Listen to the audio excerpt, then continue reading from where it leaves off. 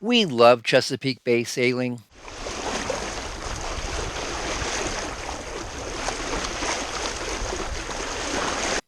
Florida sailing is different. I joined the Amelia Island Sailing Club in the hope of meeting like minded sailors and figuring out how to sail here. One of our first club activities was hosting another couple on a sunset cruise. Why not do a race? I thought. The Georgia Florida Ocean Challenge is a 26-mile ocean race from St. Simon Inlet in Georgia to St. Mary's Inlet near Fernandina Beach, Florida. When I saw the notice of race, I immediately thought of my friend Ron, who lives about 3.5 hours south of us. I previously introduced Ron on one of my Atlantic Intracoastal Waterway videos. Ron is an experienced racing sailor. On his first day on board, he started adjusting everything. By everything, I mean halyards, sheets, the boom vang, the traveler, the jib cars, and even the leech lines running along the edge of the sails. Soon he had blown away, humming along at hull speed in 15 knots of wind. My motivation for doing the race was to get more experience with inlets and ocean sailing. Ron's motivation was to win. I'd better come up a day early with my scuba gear and get the boat bottom clean, he said. A dirty bottom will slow us down.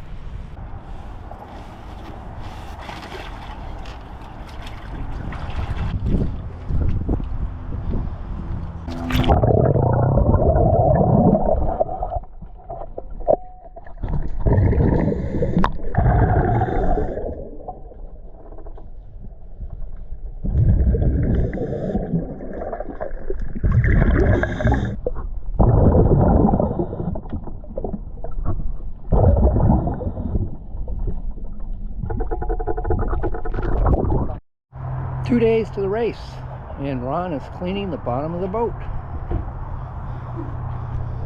The day before the race, we made our way to Brunswick, Georgia. It was a cold and blustery day with 20-knot winds out of the northwest. It is a blustery day and it's cold again. Every time I travel with Ron, it's cold.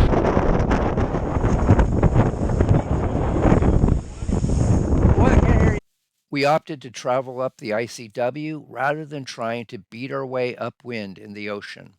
Soon after reaching Cumberland Island, we were pulled over by the Coast Guard and told to get off the ICW. A submarine would soon pass by on its way from the Kings Bay submarine base to the Atlantic Ocean via St. Mary's Inlet. You're going to continue your voyage. Okay, roger that. We'll head over there. Thanks. Cumberland Island, Anchorage, waiting for the sub.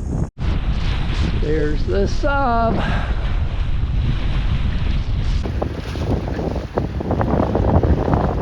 Look, they got a little tent going around.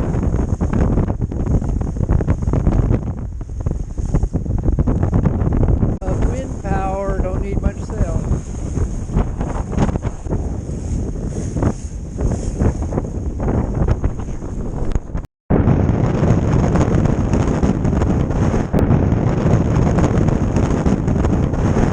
It is a cold day. We are gonna redo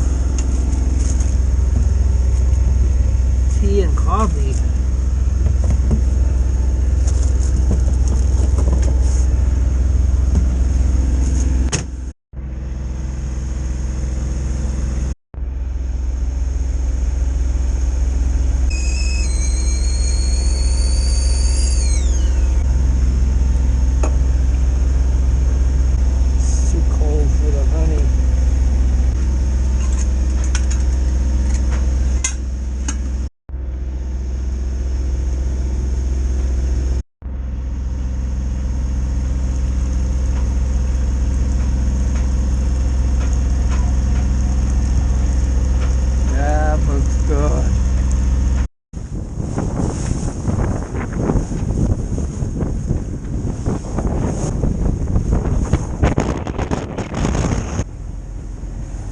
St. Simon Inlet, that way that's where the race is starting tomorrow.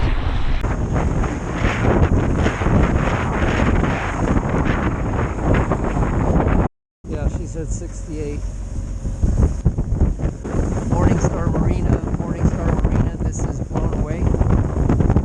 Yep, I'll turn around and we'll come back into the current. Copy that, cat, stand by on 68. Thank you so much.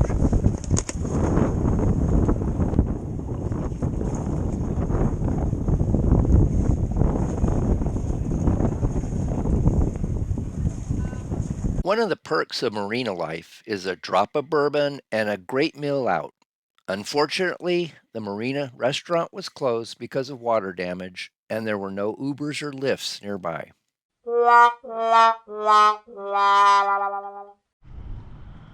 Right, 6 a.m. on race day. St. Simon Inlet winds are like 8 or 10 from the northwest, so they're behind us. The current is behind us. It's a pretty strong current. We're going 6 knots with just the tiniest bit of engine, getting ready to raise the sail. But not under these conditions, not a difficult inlet so far.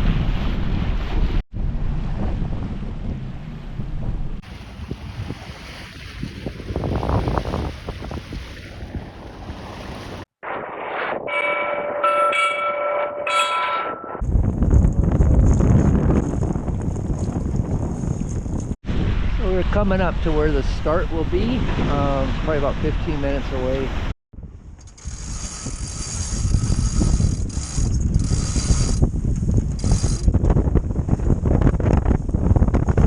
Yep, okay. We don't want to go below this because it's too hard to get back. Below this, Yes. 4 minutes. have you heard any guns? There are 2 guns. He just announced this on there. I think he did the 5-minute warning. 2 minutes till. Yep. I think I should come about and head towards buoy, don't you? Helmsley.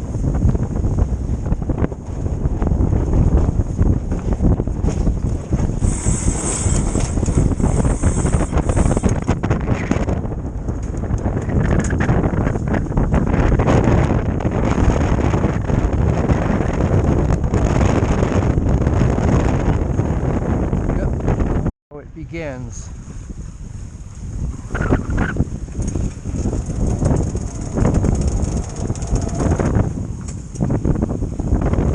.8.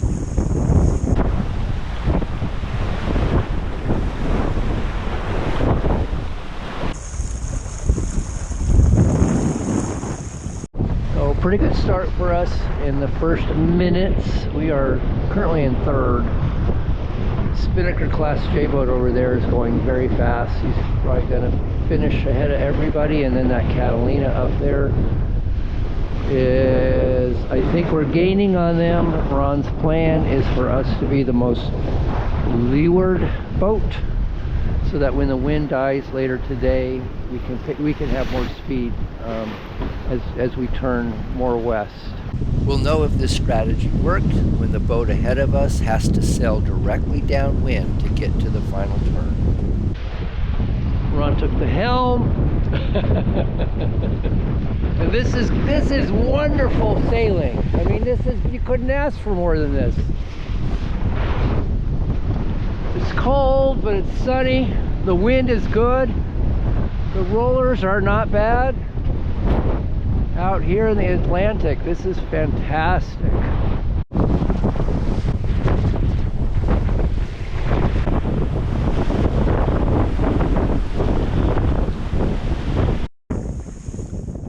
Racing a sailboat is more physically challenging than I would have imagined. Trimming sails is always physical, but who knew how demanding the helm could be? With full sails sheeted tight, we constantly teetered on the edge of being overpowered. It took a lot of concentration and constant exertion to keep the boat from rounding up into the wind. Is this something I would want to do again? I had to think about that.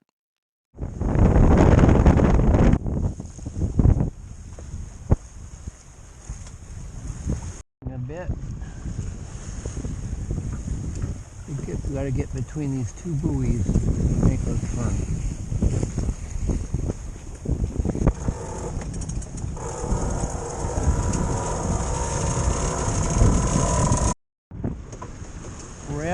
our turn.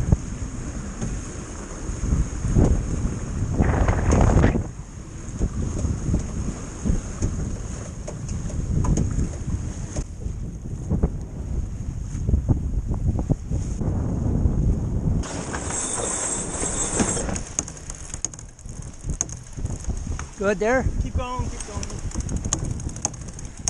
Keep going, keep going. Just touching the shrouds. Okay.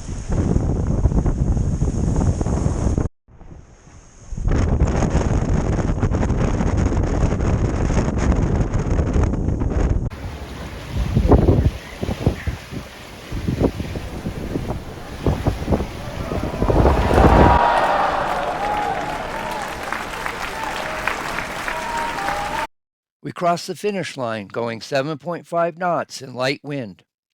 I guess Blown Away is not just a slow cruising boat. She averaged 6.7 knots during the race, topping out at 9.1 knots.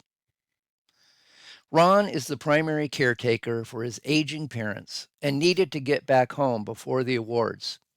The pennant really belongs to him.